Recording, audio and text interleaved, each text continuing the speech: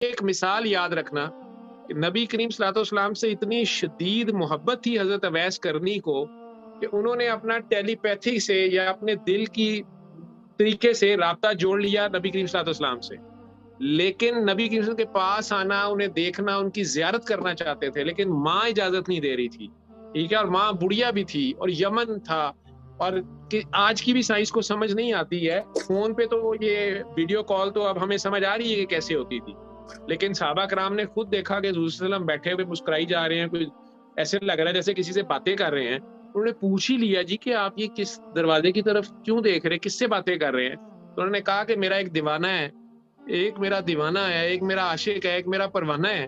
یمن میں ہے تو وہ میرے سے باتیں کر رہا ہے۔ تو سارے بڑے پریشان ہو گئے، تو انہوں نے کہا اچھا جی تہاڈی تے چلو کرامت ہوئی، تسی تے کر ہی سکدے ہو، لیکن ادھروں بندہ کہ تو عشق کی اتنی طاقت ہے، عشق جو پیور ہو صحیح تو وہ صحیح عشق،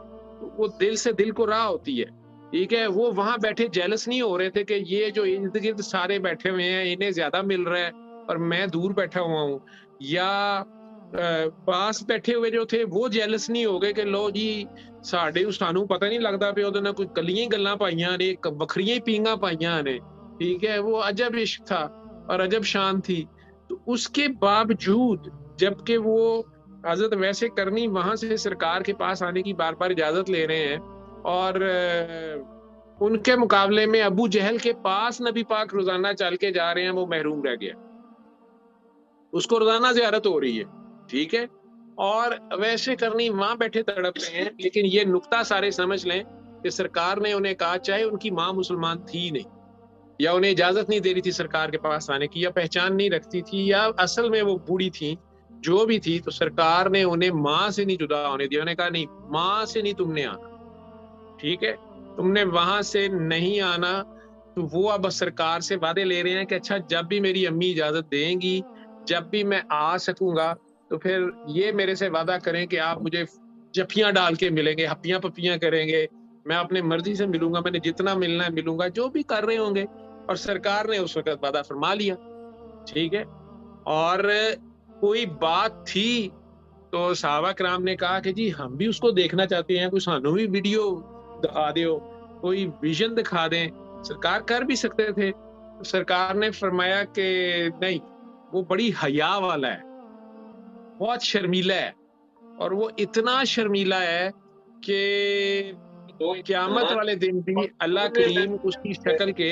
70,000 فرشتے پیدا کرے گا ان کے درمیان میں کہیں وہ ہوگا اور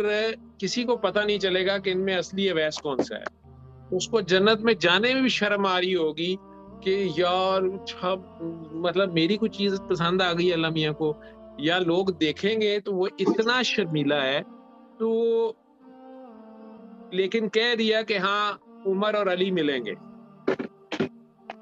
آخر کوئی بات تھی تو سیدنا انہوں نے کوئی بات تھی تو انہوں نے کہہ دیا سیدنا ابو بکر صدیق جو ہیں وہ یار غار بھی ہیں اور عاشقوں میں بڑا درجہ ان کا تو اپنا ہی ایک ان کا انداز ہے تو انہوں نے کہا کہ سرکار میں بھی ملنا ہے ذرا میں بھی دیکھا سرکار نے کہا نہیں آپ نہیں کوئی وجہ ہوگی ٹھیک ہے اور پھر وہ وقت آتا ہے کہ سرکار تو پردہ فرما گئے ہوئے ہیں لیکن جہاں تک جو میں نے سنا ہے مختلف روایات ہیں لیکن انہی روایات میں سے ہے کہ سیدنا عمر اور سیدنا علی دونوں کو سرکار نظر آتے ہیں کہ اویس کی والدہ فوت ہو گئی ہیں اور اویس نے تدفین کے بعد نکل آنا ہے مدینہ کی طرف میرا فلاں جبہ لے جاؤ اور اس کے وہاں سے نکلنے سے پہلے یمن میں قصبہ ہے کرن ٹھیک ہے وہاں پہنچو اور اس کو میرا جبہ دے دو لیکن اس سے یہ وعدہ لینا کہ تم اسے یہ کہنا جب وہ جبہ پہننے لگے تو اسے یہ کہنا کہ سرکار نے ایک تو سلام دیا ہے جبہ بھیجا ہے اور دوسرا کہا ہے کہ اس جبے کو پہننے سے پہلے کس کے لیے دعا کرنا حضور نے کس کے لیے دعا کرائی ہو میری امت کے لیے یہ نہیں کہا میرے بچوں کے لیے دعا کرنا یا میرے لیے دعا کرنا یا یہ نہیں انہوں نے کہا میری امت کی بخشش کے لیے تو اللہ سے قیامت کے دن میری امت کی بخشش کا وعدہ لے یعنی اس کی اللہ سے اس اویس کی اللہ سے ایسی ہے یہ کوئی بات سمجھ ہی نہیں آ رہی ہے کہ سرکار کہہ رہے ہیں حضرت اویس دعا کریں گے، اور کہلوانے والے ہرکارے کون ہیں؟ حضرت علی اور حضرت عمر بھی عاشق ہیں، لیکن کوئی عجیب راز ہے اس میں۔ اور وہی بات ہوئی کہ جب وہ لوگ، اور نشانی یہ ہے کہ اس کے ہاتھ میں وائٹ ہے اس کا ہاتھ، لیکن دور دور سے دیکھنے میں لگتا ہے کہ شاید برس ہے، بٹلائگو ہے شاید، لیکن وہ ہاتھ اتنا گورا ہے، اللہ نے اس کو روشنی، چمکدار ہاتھ ہے اس کا، اور اس کے جسم پہ بال بہت زیادہ ہیں، جیسے ریچھ کے بال ہوتے ہیں، وہ ان کے بال بہت زیادہ ہیں اس کے جسم پہ، ہو سکتا ہے کاٹتے بھی نہ ہو، کرتے بھی نہ ہو، بس پورے وہ اپنی شان کا بندہ تھا، اپنی موج کا بندہ تھا۔ تو ایک روایت تو یہ ہے کہ جو حاجی آئے ہوئے تھے ان میں اناؤنس کیا تھا حضرت عثمان غنی نے، تو اس میں انہیں ڈھونڈا تھا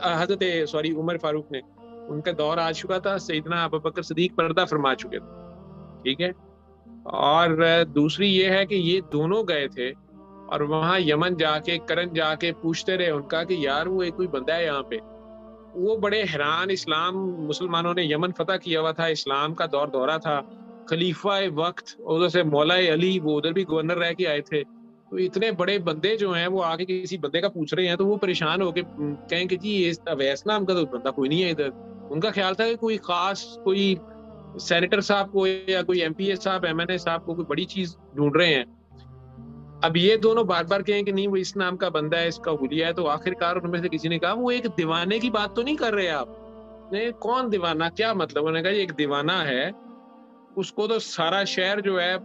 لاہوریاں دی زبان چ تھک لاندہ رہندا ہے۔ یہ کی مطلب؟ کہے جی انہوں کوئی کہہ دینا کہ یار ہے اونٹ، ہمارے اونٹ لے جاؤ یا بکریاں لے جاؤ یا اونٹ لے جاؤ، اس کو سارا دن کھلا پلا لاؤ، چراگاہ میں لے جاؤ اور اس کو خوب کھلا پلا کے لاؤ۔ تو وہ کہتا ہے کہ کتنی اجرت لوگے؟ تو وہ کہتا ہے ایک روٹی۔ تو اس کے بعد دوسرا بندہ کہتا ہے کہ یار تو نے لے کے ہی جانا ہے تو میرا بھی اونٹ لے جا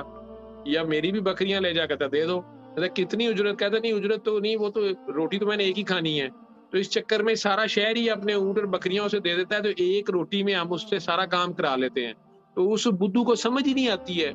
یعنی اسی انہوں تھک لا لینے ہیں، وہی گل تو نہیں کرتے پہ تسی، نہ تو نہیں ملنا۔ انہوں نے کہا وہ کہاں ہوگا؟ انہوں نے کہا ادھر ہی کہیں دریا کنارے اونٹ بھی ہوں گے اور وہی چراگاہ ہے، ادھر ہی کہیں ہوگا، آپ نے اس سے مل کے، اس میں تو کوئی ایسی بات نہیں ہے۔ لیکن وہ دونوں جب وہاں پہنچتے ہیں، اور میں نے کہا نا کہ مجھے نہیں پتا یہ کتنی صحیح غلط روایات ہیں، اس میں زیب داستان کتنا ہے، لیکن میں نے جو پڑھا یاد ہے مجھے، اللہ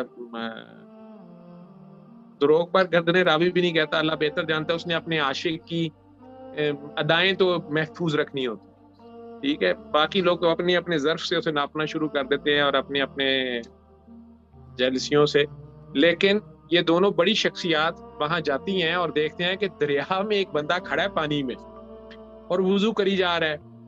اور وضو کا بھی اپنا ہی انداز ہے، پتہ نہیں نہاتا پیا ہے کہ وضو کرتا پیا ہے کہ پتہ نہیں کی کری جا رہی۔ اب دونوں نے دیکھا تو ہاتھ بھی چمک رہا تھا، بال بھی تھے، تو سیدنا عمر نے انہیں کہا کہ یا ویس السلام علیکم، تو انہوں نے دیکھا اور کہا کہ یا عمر یا علی وعلیکم السلام۔ اب یہ بڑے حیران ہوئے، یار انہیں ہمیں ہمارا کیسے پتا چلا ہے؟ تو انہوں نے کہا کہ آپ نے ہمیں کیسے پہچانا ہے؟ انہوں نے کہا میری روح نے آپ کی روح کو پہچانا، روح کا روح سے تعلق ہے، روح کا روح سے پیار ہے۔ اب بیٹھ گئے، تو انہوں نے کہا کیسے آئے ہیں؟ انہوں نے کہا سرکار نے بھیجا ہے، جو گل دسنی ہوئے دس دینے انہوں تو ان کی والے نہیں بھی پتا ہوتا۔ میں نے کہا اچھا سرکار نے بھیجا، سو بسم اللہ۔ حالانکہ سرکار کو پردہ فرمائے سال سے اوپر ہو چکا ہے، وہ سرکار نہیں گلاں جاری ہو ساری نے ساری، وہ نہیں پتا چلا ہوا۔ تو کیا حکم آیا ہے؟ ان میں سے کسی نے کہا کہ وہ شاید آپ وضو کر رہے تھے۔ انہوں نے کہا جی۔ نے کہا اصل میں آپ سرکار کے ساتھ نہیں رہے نا، تو وضو جو ہے نا میں آپ کے سامنے کرتا ہوں، تو ترتیب ذرا دیکھ لیں۔ انہوں نے کہا جی اچھا۔ انہوں نے کر لیا وضو، کسی نے ایک نے اس کے سامنے انہیں وضو کر کے دکھایا۔ انہوں نے کہا آپ دونوں تو بہت ساتھ رہے ہیں، تو آپ نے تو سرکار کو قریب سے دیکھا ہے، تو ان کی بھویں ملی ہوئی تھی یا فرق تھا آپس میں؟ اب یہ دونوں صاحبان، ایک کہے کہ ملی ہوئی تھی، دوسرا کہے کہ نہیں تھوڑا فرق تھا، تو ان کی آپس میں تھوڑا سا یار ایسے تھا، मतलब इसमें नो ऑफेंस के कोई कहे कि लो जी मौला अली को याद नहीं रहा या मौला उमर को याद, वो आशिक थे, लेकिन ये तीनों आशिक आपस में बैठे हुए हैं ना, तो लिखने वाला पता नहीं कितना सही गलत लिख रहा है, मैं सिर्फ बयान कर रहा हूँ। तो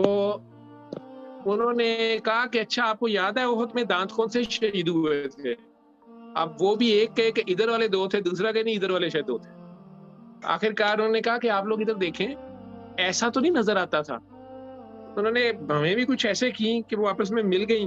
और ऐसे दांत या स्माइल ऐसी दी कि वो दांत, वो दोनों कह बिल्कुल बिल्कुल ये तो सरकार का चेहरा है, ये तो रांझा रांझा कर दी नहीं मैं आपको रांझा हुई। वो कह ये ऐसे आपके दांत कैसे टूट गए हैं? उन्होंने कहा मेरे भी उधर के टूटे हुए।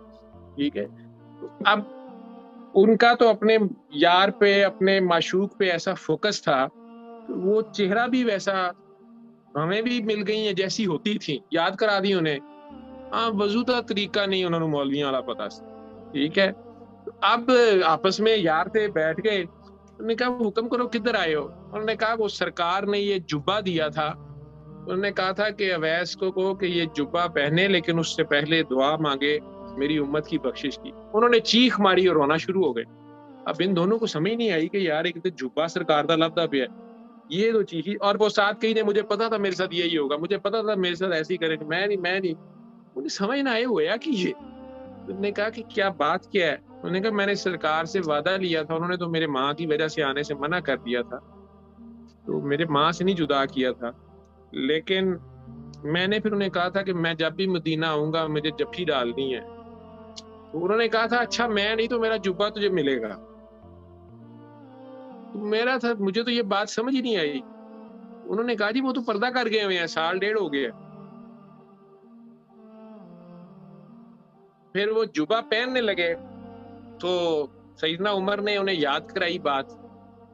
उन्होंने कोई फटी पुरानी गदड़ी सी पहनी हुई थी, वो हाथ उठा के अजीब से तरीके से वो कोई दुआ कर रहे थे या पता नहीं क्या बात कर रहे थे, मतलब कोई लंबी बात नहीं की उन्होंने। उन्होंने बस जुबा पड़े इंज कीता थे, चलो जी जुबा पान लग पे। वो सैयदना उमर ने कहा कि कोई है जो खिलाफत का जुबा ले ले और ये फटी गुदड़ी मुझे दे दे, फकीर की गुदड़ी मुझे दे दे। वो सरकार वाला जुबा पहन रहे थे, वो पहनते हुए कहते कि पागल ना बेवकूफ नहीं का। कहते मैं दीवाना जरूर हूँ। ये तुम्हें किसने कहा था ये पहनो? कहते मेरी कंडिया दी बोरी पाई हूँ। हालांकि उन्होंने कोई पहना तो नहीं होगा, उनके कहने का मतलब ये था यार ये क्या निस्बतें हैं अवैस की, क्या हॉट डायलिंग है, क्या राब्ते हैं, फकीर की क्या